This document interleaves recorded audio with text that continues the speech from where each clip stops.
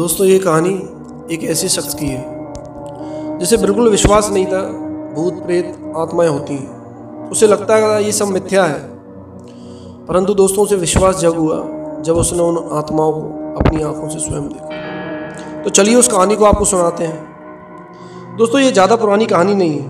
एक दिन एक लड़का जो कि एक कंपनी में काम किया करता था, उसे किसी भी भूत प्रेत पर कोई विश्वास नहीं था। वह भूत प्रेत को बस दिमाग का वर्म मानता था। एक दिन उसने काम ज़्यादा होने के कारण अपनी कंपनी में रात को रुका और वो रात में ही कंपनी से निकलता है अपनी बाइक पर। परंतु कुछ रास्ते में आगे चलकर उसकी बाइक खराब हो जाती है और वो बाइक को पैदल ही लेकर चलने लगता है। दोस्तों आगे चलकर वो थक जाता है और एक बस स्टॉप आता है, वहाँ वो बैठ जाता है। दोस्तों जैसे ही वो बैठता है कुछ देर बाद उसके पास एक साधु आके बैठ जाता है।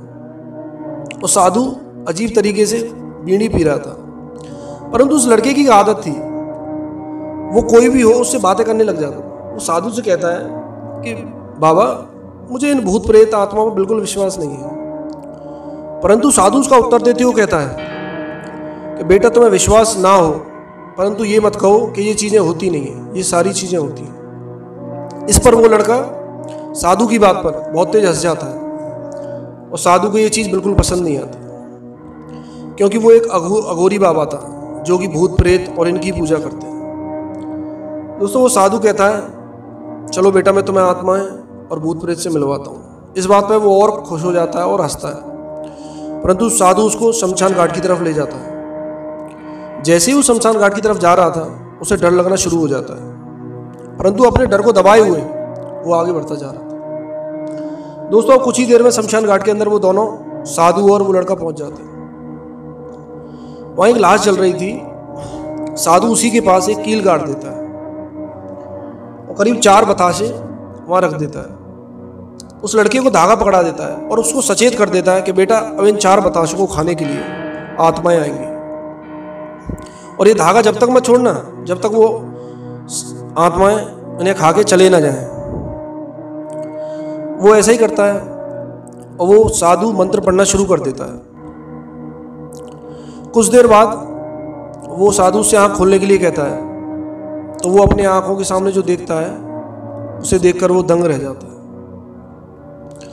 क्योंकि उन बताशों को वास्तव में आत्माएं खा रही थी।